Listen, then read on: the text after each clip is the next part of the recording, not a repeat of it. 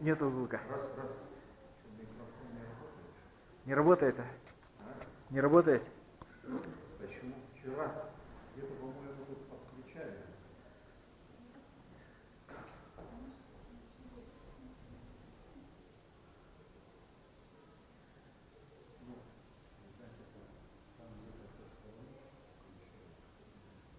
Вчера тоже сказала. Раз. ПАД. Иркутско-Якутский тракт. Настоящее и прошлое. Вчера начало доклада было на 1 час, где я осветил пребывание нашей экспедиции по следам государевых ямщиков по Иркутской области. Но сегодня по программе у меня, посещение экспедиции нашу республику, начиная поселка Витим. Мы нашу экспедицию начали 12 июля, и вот через 9 дней, посетив 63 почтовые станции бывшей Иркутской губернии Киренского уезда, подъехали к поселку Витим 21 июля. На причале поселка Витим нас встретил исполняющий обязанности главы. Витим, если по ихнему музею посмотреть, вот основание почему-то 1621 год казаком Пантелеймоном Пяндой. Некоторые историки это говорят неверно, а в их музее, в принципе, вот этот год стоит. Но долгое время Витим просуществовал как Витимская слобода, ну и почтовая станция, соответственно, Иркутско-Якутского тракта. Но нам сразу по Витиму провели экскурсию. Первым делом мы, конечно, посетили краеведческий музей, который расположен в здании Витимской школы. Мы, в общем-то, впервые за 10 дней путешествия по тракту в Витиме обнаружили первую экспозицию, посвященную Иркутско-Якутскому почтовому тракту. Но Витим все-таки относится к нашей республике. Уважаемые посетители музея, просьба убирать машину с парадного входа. Стоянка здесь запрещена. Стоянка запрещена.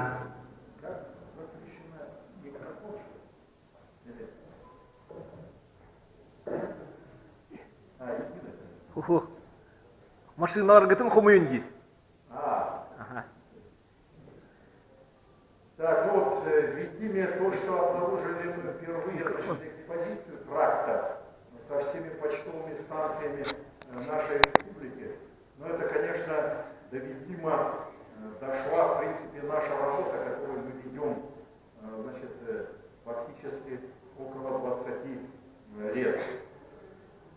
Так, также, конечно, очень много мы обнаружили очень интересные музейные экспонаты, принадлежащие именно нашим предкам, потомкам государевых ямщиков, предметы быта, жизни, и так далее.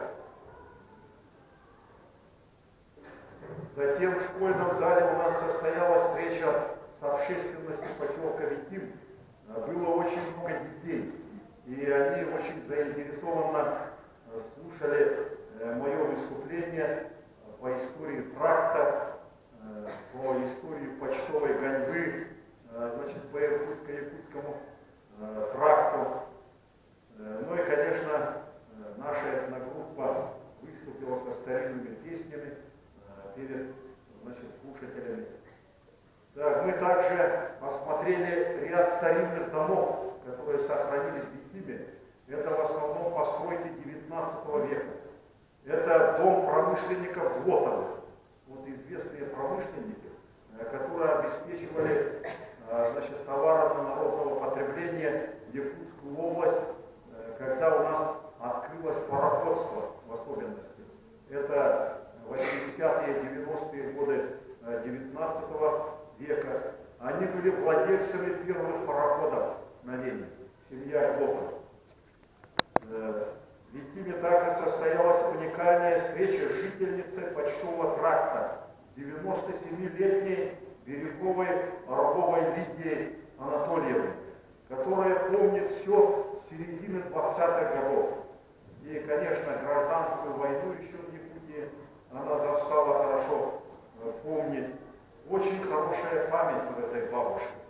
Мы записали ее долгий рассказ, но в фильме, значит, вот этот фильм, ее рассказ со звуком мы вчера транслировали здесь, значит, она здесь отображена. Она в далекие 39-е, 40-е годы училась здесь в Якутске, эта бабушка, в педагогическом училище. Занималась легкой атлетикой и лыжами. Многократная чемпионка нашей республики предвоенные и военные годы, значит, по этим дисциплинам. Вот то, что, значит, бабушка в молодости занималась спортом, но будущий год ей должно быть 100 лет исполнится. Она и до сих пор, значит, в прекрасном настроении находится. Так, было очень интересно послушать, как она ездила по тракту на почтовых санях под звон поддужных колокольчиков. По реке Лена с Якутска до Мухтуи, потом, значит, по реке Витим до Батайбо. Она учительствовала везде, значит, во многих почтовых станциях. В то время это был Киринский уезд, который относился еще в Иркутскую область, губернию. Затем бабушка нас завела в свой дом, где много старинных фотографий. Она очень ловко вскочила на табуретку, потом на стол, чтобы достать фотографию под потолком со шкафа. Это около 100-летнем возрасте. Она удивила нас, конечно, своим здоровьем, подвижностью, живет одна, выполняет все домашние работы, ухаживает за цветами, за небольшим огородом и так далее. После этой встречи и благословения бабушки мы отправились на причал, чтобы отправиться в сторону Ленска. Но в то время на реке поднялся сильный шторм. Для нас были подготовлены небольшие лодки, но и, конечно, они не отвечали при таком ветре, значит, безопасности. Поэтому я позвонил в Иркутск, связался с Крупановым Николаем Степановичем, который с Киевска нам предоставил свой теплоход Берегиня, значит, это генеральный директор Верхнеленского пароходства. И он, конечно, дальше предоставил это судно, значит, что мы доехали до Ленска в безопасности. Ну и, конечно, мы пропустили несколько почтовых станций, но, конечно, с борта судна мы их фотографировали, единичные дома этих станций, значит, сохранились. Ну и через 12 часов мы прибыли в город Ленск. Это бывшая почтовая станция Мухтуйская. Ну, нас встретил исполняющий обязанности главы Лукьянцев Василий Иванович со своей свитой. Значит, в городе Ленске, бывшей почтовой станции, мы по плану провели целый день. Начали с посещения также краеведческого музея, где обнаружили также отдельную экспозицию, посвященную Якутскому тракту. Посетили единственный по всему тракту памятник, значит, ямщикам. Это тройка, удалая тройка, где с удовольствием мы фотографировались с кучером, значит, тройка. Также состоялся круглый стол, на котором были приглашены члены клуба «Мухтуйские посиделки», старожилы города. Самым старшим было 90-91 лет, ну, многим 85-88 лет. Всем было, значит, всего их было порядка более 20 человек.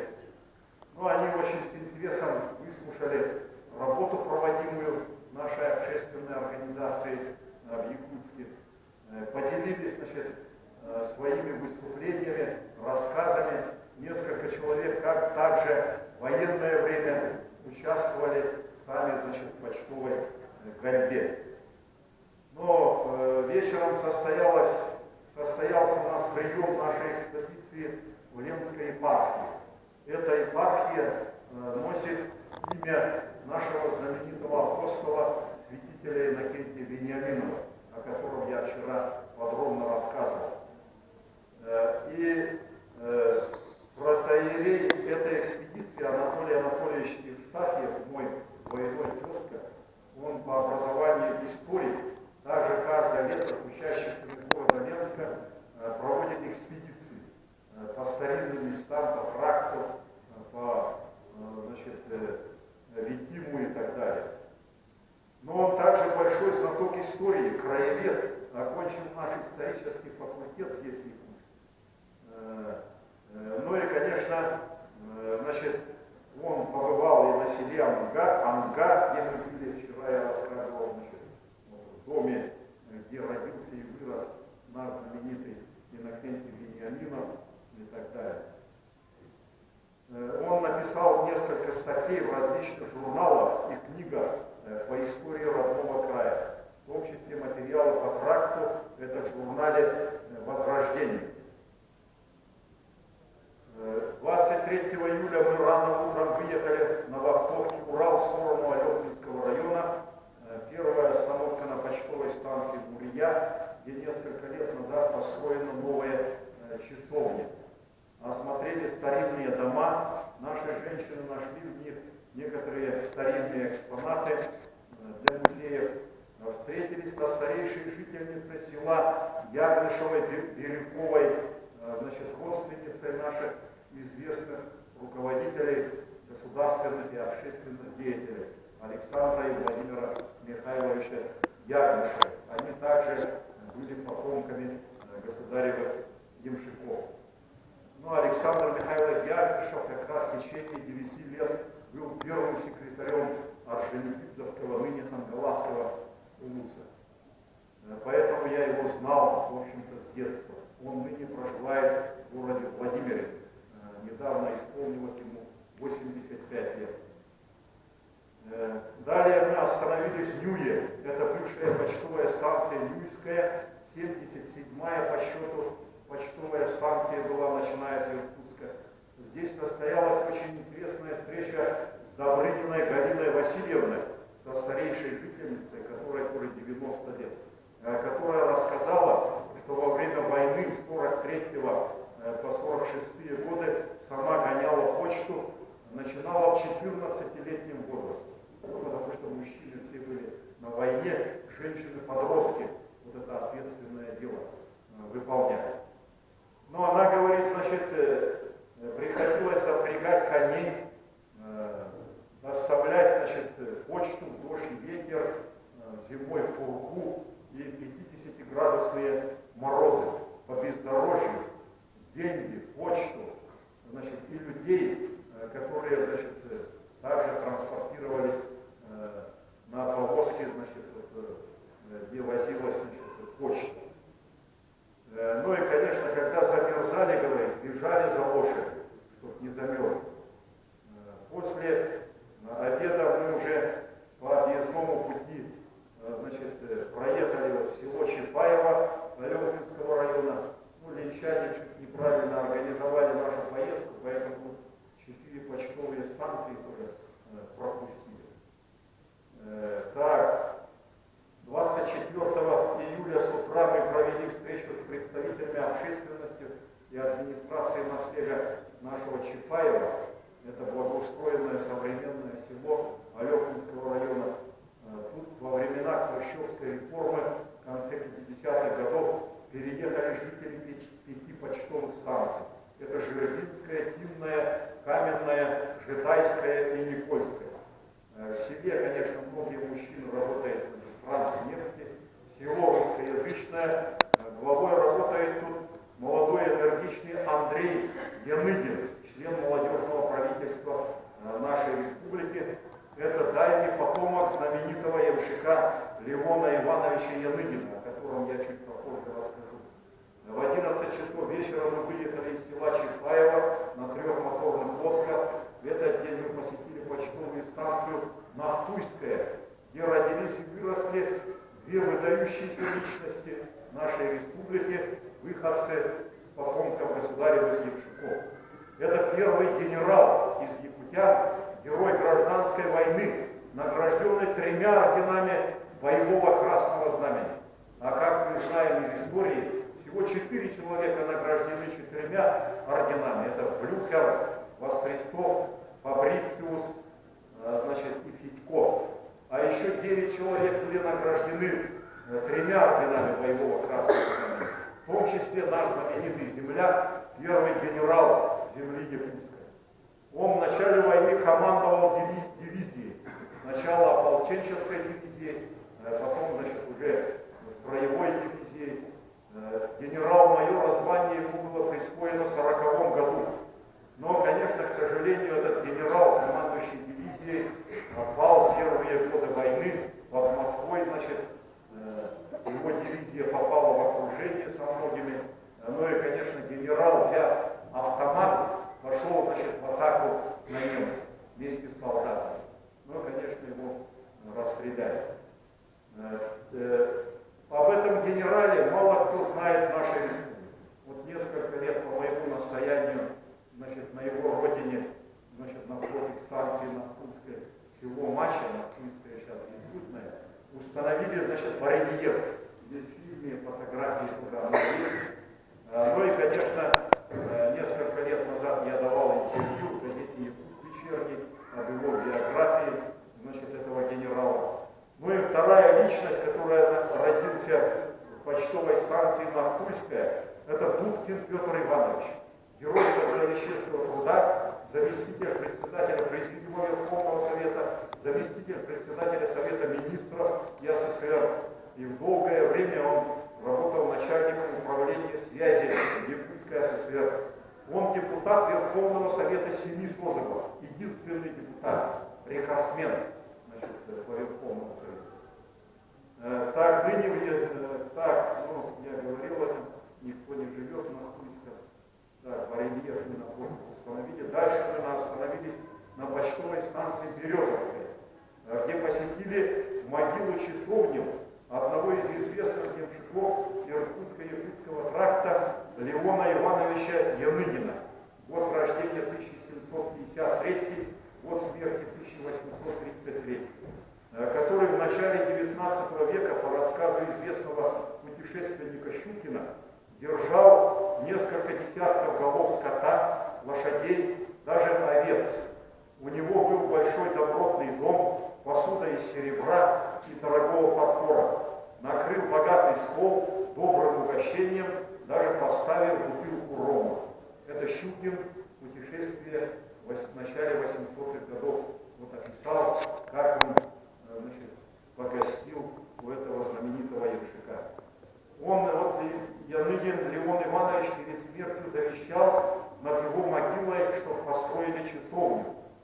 Его жена Стефания Васильевна умерла в возрасте 101 лет, и через 17 лет после самого Леона и дети в 838 году поставили эту часовню над могилой, где они вместе похоронены с женой.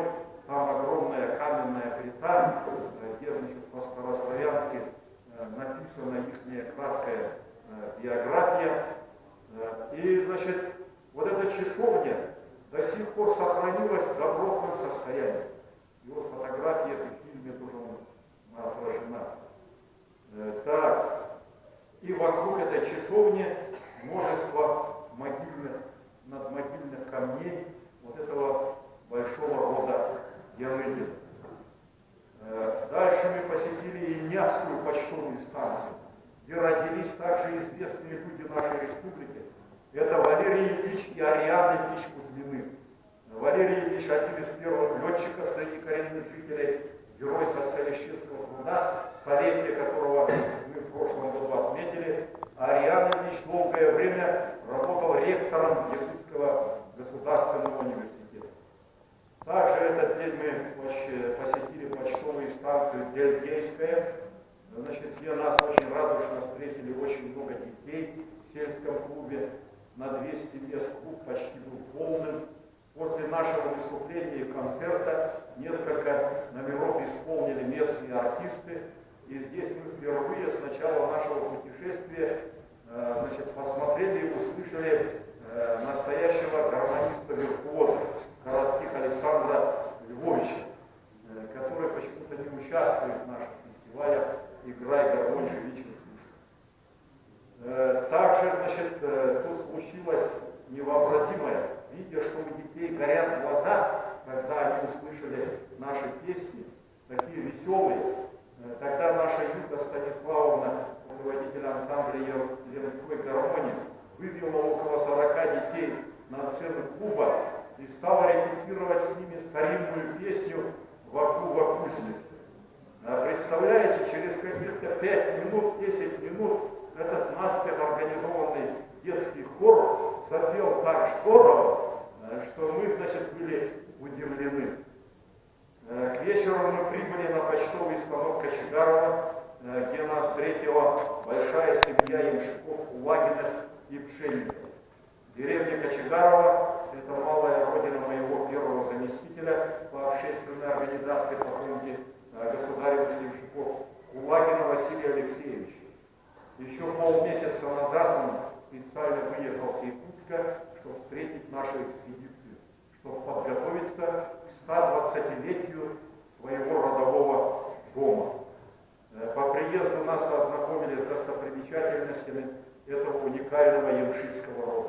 Самое главное, что семья сохранила свой родовой дом за 120 лет в первозданном, историческом виде, со старинной русской печью, и русская печь старинная, и голландка, старинная посуда, фарфор 19 века, серебряная посуда, мебель, предметы быта, труда, дворовые постройки все, амбары с усеками для хранения зерна, старинными сундуками, старинными фотографиями.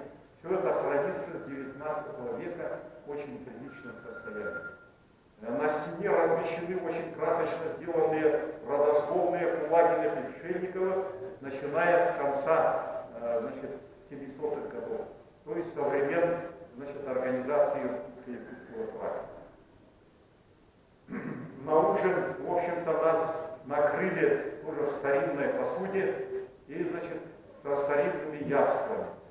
Шанги, пироги со сетра по-старинному и так далее, и так далее. Чего только не было, конечно. Калачи по-старинному, жареный дичь, рябчики и так далее, и так далее. В этот вечер, звучали песни уже по-старинному, и мы оказались как будто 100-200 лет назад сами в старинном одеянии, в этом старинном доме, посещая эту семью. Нас, как дорогих гостей, уложили спать в родовом доме на старинных деревянных кроватях столетней давности с пуховыми перинами. Перед сном мы помыли старинной баней, черной баней, по-старинному. Я спал на кровати прадеда Василия Алексеевича, а хозяева, их ни много ни мало, человек 20, разместились на веранде в амбарах, но члены нашей экспедиции все разместили и уложили в старинные кровати этого дома. Утром, когда я проснулся около 9, потому что ставни все были закрыты, старинные дома наши все со ставнями были, и сон был настолько крепким, мы не заметили, как наступило утро при закрытых ставнях. Я встал, кроме хозяев, смотрю, никто не встает, но и спешно открыл ставни. Тогда только члены моей экспедиции зашевелились. С утра к нам присоединился также делегация во главе с первым замом главы Алёпинского района. НВК большая группа приехала, но они начали съемку этого знаменитого рода старинными фильмами, членами их семей из нашей экспедиции. Вот этот фильм в прошлом году занял в России первое место, при конкурсе «Сминкорец». И, наша НВК получила, хорошую премию, чтобы они показали по всей России этот уникальный род, значит, старинный дом со всем убранством, и, значит, и наша экспедиция в нем приняла участие. Ну, на утро мы обновили почтовый верстовой стол, это главный атрибут почтовой станции. Старый он поставил еще в 90-х годах, немного, значит, он уже прохудился, поэтому обновили его. Поклонились предкам, спели несколько песен, значит, на фоне природы. Ну и после вкусного обеда выехали в сторону Алепинска в 4 моторных лодках. Сделали короткую остановку на Добанской почтовой станции, где была встреча с населением. Также и на Китайских ностригах ряд встреч было, значит. Ну и на автомобилях потом двинулись в сторону Алепинска, где, значит, также посетили старинные станции Терендейская, Бирюнская. Также были по пути остановки у старинных домов. Например, дом знаменитого купца, мецената первой гильдии, который удостоен нескольких медалей государя-императора Идельгена. Вот этот дом тоже сохранился в очень хорошем первозданном виде. Также мы посетили Пирогенскую, Тургусовские почтовые станции и заехали в старинное село Алепинское, где в конце 17 года, в 1690-х годах, была организована Алепинская деревня. Наравне с Амгинской деревней, это 2 слободы, где были расселены первые русские люди на постоянное проживание. Ну, мы поздно вечером прибыли в Алепинск. В старинном городе мы провели 2 дня. Долгое время это был центром Алепинского округа. Город имеет славную страницу. Это житница нашей республики. С утра мы посетили аллею героев, в котором представлены 7 героев социалистического труда и 2 героя Советского Союза. Ну, поэтому место Алепинский район первое место в республике занимает. Целых 9 героев. Ну, Селданский район где-то тут ближе. Так, ну я там порекомендовал установить в этой аллее бюст первому генералу Котельникову Леониду Ивановичу. Нас сопровождала местная поэтесса, которая очень интересно и доходчиво рассказывала историю старинного Алепинска. Значит, памятник на берегу Лены, виде русалки посетили. Побывали в нескольких старинных домах, где жил знаменитый фотограф Ересин. Вот в нашем краеведческом музее в городе Якутске очень много фотографий этого знаменитого фотографа XIX века, который, значит, в Алепинске вот восстановили все его фотографии, несколько тысяч фотографий, и, значит, создали целую электронную фонотеку. Также мы посетили старинную часовню, построенную в честь Александра Невского, и старинную Спасскую церковь, построенную в 1879 году. Ну, тут алмазы Анабара его отреставрировали, он в очень хорошем состоянии находится. Во второй половине дня мы посетили Алепинский краеведческий музей, где для нас был подготовлен очень интересный сюрприз для нашей экспедиции. К приезду нашей экспедиции в одном из отделов музея была подготовлена диорама «Ямшитское подворье». Действительно, старинное подворье в миниатюрном виде, очень хорошо сделано, со всеми атрибутами древней почтовой станции, которая стоит на фундаменте с 3 венцов, большой стенд на стене, где изображена схема расположения почтовых станций по нашей Якутской области. Значит, и мне, как главному ямщику республики, было доверено разрезать ленту и открыть эту уникальную диораму в краеведческом музее. В эти минуты нас переполняли радостные эмоции и чувство гордости за наших предков, государственных ямщиков, которые служили, значит, более 2 веков, именно переводя почту по нашей республике. Ну и главная транспортная артерия, не только почту, и люди перемещались на нем. Так, ну этот музей, конечно, за последнее время преобразилось, как его возглавила Ирина Иннокентьевна Никифорова. Затем состоялась очень интересная встреча с клубом старожилов города Кепседов-Рум. После моего рассказа об экспедиции, о тракте, юбилейных мероприятиях и спетых нашей фольклорной группой нескольких старинных песен, глаза у этих бабушек и дедушек загорелись.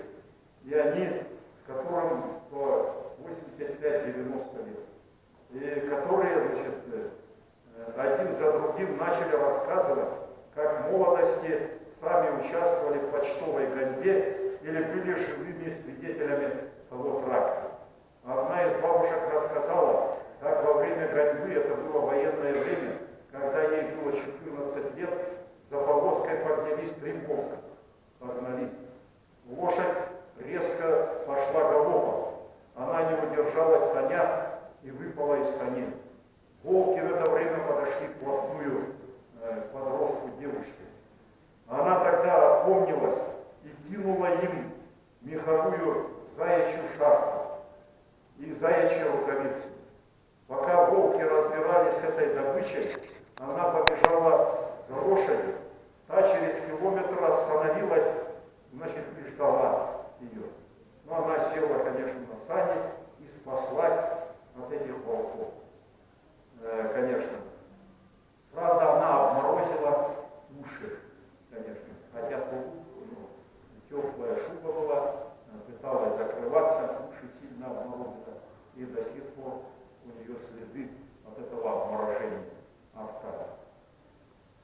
Также один пожилой мужчина, у которого мама работала в почтовой гоньбе, подготовил все термины, названия атрибутов гоньбы, конской упряжи, постоялого двора, всей необходимой амуниции ямщика. Конечно, наше молодое поколение об этом забыло. И вот специально, значит, вот этот человек нам полностью рассказал, как, что это было. Мы были удивлены, что некоторые бабушки оделись по-дворянски в этом клубе. На них были модные шляпы, белые перчатки до локтей. Одна из них спела нам частушки под аккомпанемент своего супруга, 85-летнего гармониста, другая напела несколько мелодий старинных песен. А затем мы подъехали к районному дому культуры, в котором предстояла встреча с общественностью города. Территория клуба была красочно оформлена, мероприятие мы начали на улице, но после моего выступления поднялся ливень, и в спешном порядке мы перебрались в клуб, где, в общем-то, продолжили наши выступления. Ну, а летчицы дали прекрасный концерт, 4 ансамбля перед нами выступили, значит, фольклорные ансамбли русских песен. Но они, конечно, в основном поют песни советского периода. Значит, ну и некоторые песни сопровождаются не под гармонь, не под баян, как у нас принято, а под современное сопровождение. Так, но также, значит, конечно, там написано очень много стихов и песен, когда мы с момента образования нашей, значит, общественной организации. Арифмичане, очень творческие поэты, вот уже более 10 песен и стихов сочинены по тракту, нашей работе и так далее. В целом, конечно, алёпницы к нашему приезду подготовились очень здорово. Нас везде сопровождали глава, председатель собрания УЛУСа, значит. Ну и с утра, следующий день у нас тоже ряд экскурсий было, кладовая алёпна и так далее. Это современный, в общем-то, кооператив, который производит сыры, который котируется не только у нас в республике, но и, значит, выигрывает золотые медали в различных всероссийских и международных выставках. Затем мы на скоростных катерах выехали по, значит, почтовым станциям вниз, посетили несколько станций, но также состоялись интересные встречи. Это такие станции, как Черкуровская, где в 1905 году состоялась первая забастовка ямщиков.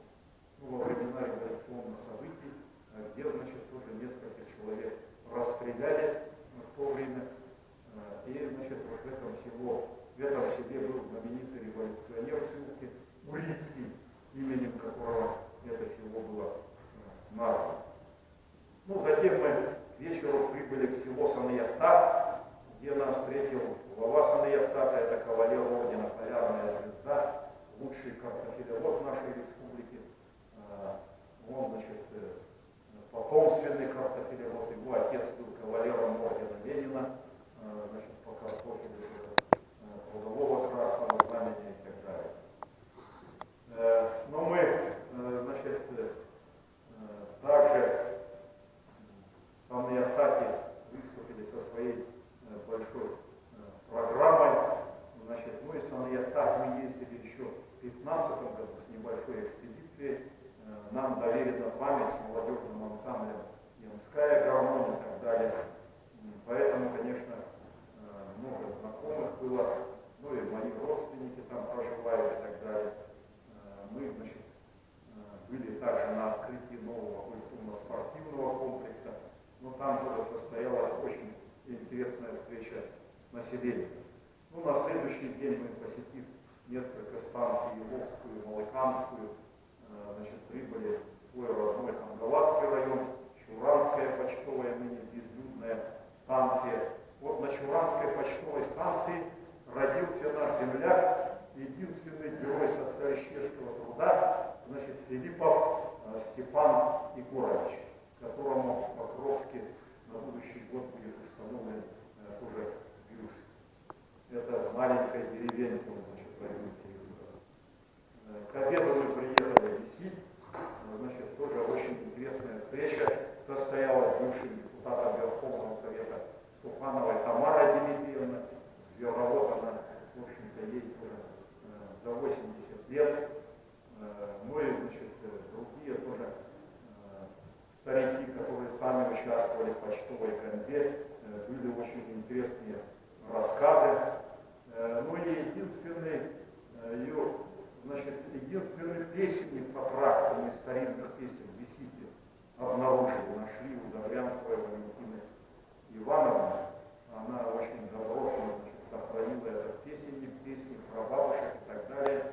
Но она одолжила этот песенник, ряд песен, которые стали, вот мы в прошлом году выпустили книгу песни Ямшитского тракта. И в этой книге, конечно, отражены эти песни. Так, ну и, конечно, потом прибыли на мою малую родину, почтовая станция Жулинская. Ну, до этого везде шел дождь, когда я начал подъезжать к своей родине, и весь дождь прекратился, значит, засветило яркое солнце на устье речки Негурчаев. Но где мои односельчане, человек 40, на берегу прямо накрыли стол, радостно встретили нашу экспедицию, разожгли большой костер, покормили баяная, что мы удачно добираемся, преодолев 2500 километров пути. Ну, до Якутска еще предстояло проехать 290 километров пути. Так, ну, с утра мы поехали дальше, посетили дальше Ведяйскую, Синскую почтовые станции. Ну, в Ведяе находится у нас знаменитый музей Истоки, который организован семейной парой Макаровой Галиной Степановной и Филипповым Александром Александровичем, где сохранены уникальные предметы быта старины почтового тракта и музей гармонии. 30 с лишним гармоний различных годов выпуска, начиная с царских времен. И, конечно, Синский, значит, ну, Синск — это родина всех руководителей наших фольклорных коллективов, и Лидии Андреевны Ильяны, и Ирины Егоровны Стрекаловской, и Люты, значит, Осекритовой, и Валентины Петровой, это кузница наших кадров. Ну и Синск, конечно, очень добротно тоже встретили своих девчат, значит, также, значит, у дома Избы Ямшиков, там музей хороший создан, дом Изба Ямшиков, значит. Ну и, конечно,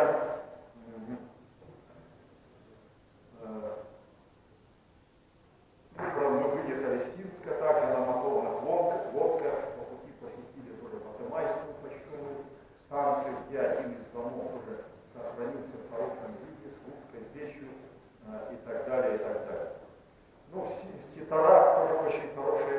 встреча была, где тоже дом ИСПА МШК, создана лет 7-8 назад, построена, значит, хорошая часовня, значит, ну и, конечно, тоже состоялись везде очень хорошие встречи, воспоминания и так далее.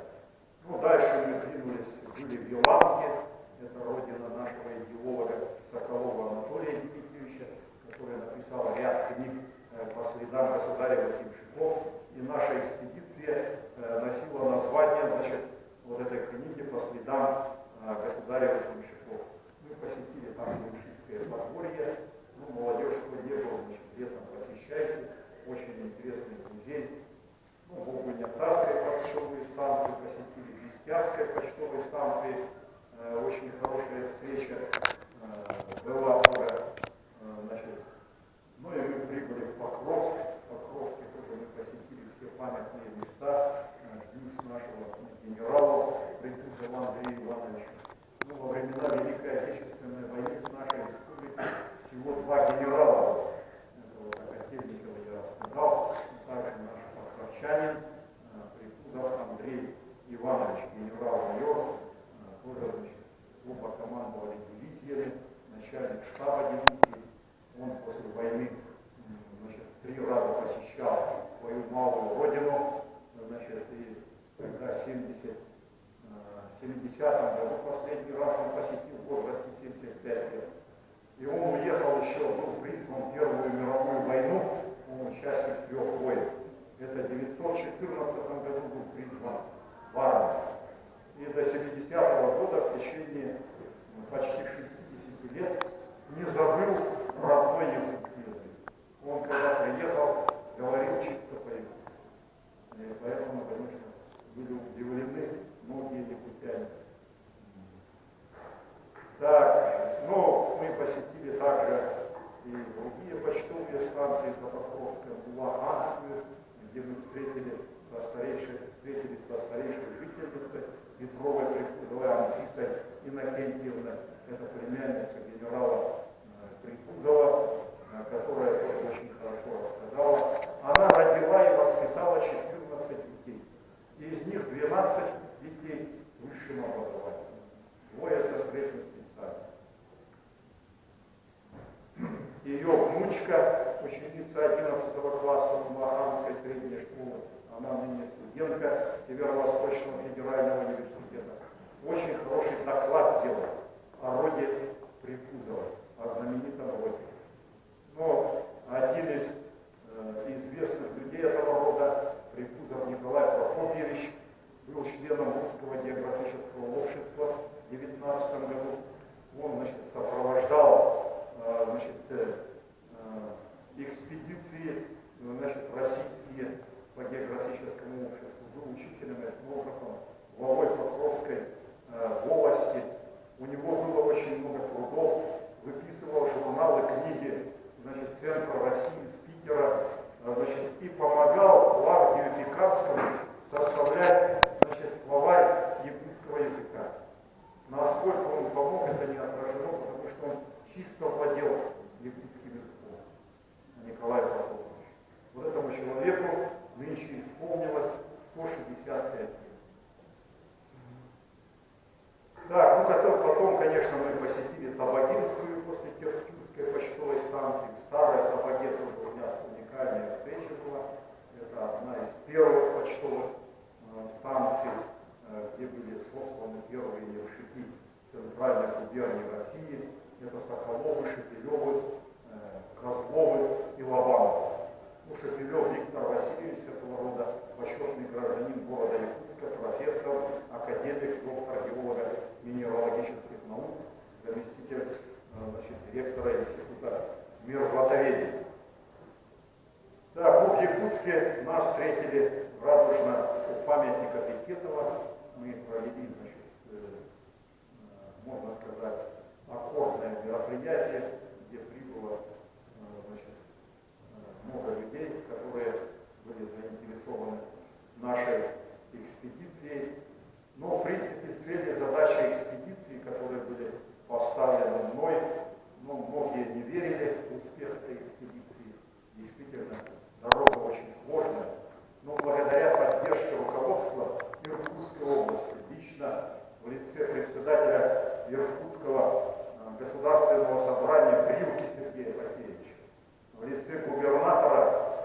Василия Григорьевича Левченко. Вот наша экспедиция состоялась, потому что по территории Иркутской области значит, 1500 километров пути, и по территории нашей республики 1250 километров пути. Но в то время, конечно, я занимал пост первого вице-спикера нашего парламента, поэтому благодаря, конечно, и должности везде и повсюду, конечно, встречали на уровне руководства. Ну и, конечно, в нашей группе, как я вчера говорил, было трое ученых. Это проректор Северо-Восточного федерального университета Данилов Юрий Георгиевич. И Михаил Юрьевич изъявлял желание поехать в составе нашей экспедиции. Но, конечно, нас изначально иркутяне ограничили количество. Не больше 8-9 человек, чтобы мы могли размещаться там на двух моторных лодках и так далее, и так далее. Ну и Строгова Екатерина Алексеевна, значит, с Института гуманитарных исследований, кандидат исторических наук. Она тоже, мы вместе с ней готовим сейчас большую книгу. Уже второй год она книга немного задерживается. Значит, Иркутско-якутский брак. Очень собрано много материалов в этом пути. Очень много интересного. Мои, значит, несколько больших статей в этой книге будет. Ну и по итогам работы нашей экспедиции, юбилейный год, в 2018 году, мы провели почтовую гоньбу, как в старину, с Иркутска до Якутска. Ну, правда, в Иркутске в основном на железном коне, ну, где-то в 2 станциях запрягли лошадей. Я сам ездил, дал старт в городе Иркутске этой гоньбе. Ну, в основном на машинах, на буранах, значит, на вездеходах. Они, значит, доставили эту почту Яким. Но Ленская сторона, 2 этапа на лошадях тоже. Это в марте было, в 2018 году, после нашей экспедиции. Поэтому, потому что мы готовили, когда летние экспедиции проезжали, люди уже были осведомлены, что такую гоньбу надо провести. Ну и, конечно, Алёпинский и Аргаласский мост в основном этапы, более половины, провели на лошадях, как старину. Ну, потому что наша общественная организация 6 раз проводила гоньбу, значит, по некоторым почтовым станциям. Мы с Сан-Ятата до Якутска провели гоньбу на лошадях со всеми старинными атрибутами и так далее. Поэтому, конечно, это было не впервые.